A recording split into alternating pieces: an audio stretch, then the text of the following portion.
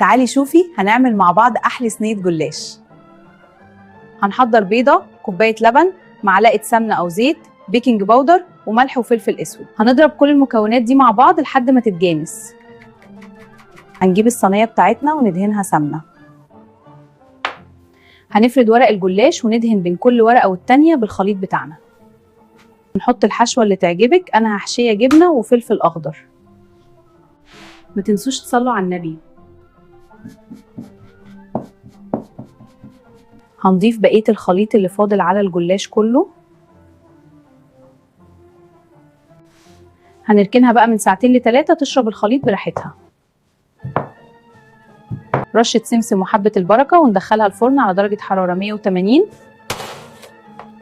شايفين جمال صينية الجلاش؟ بألف هنا على قلوبكم.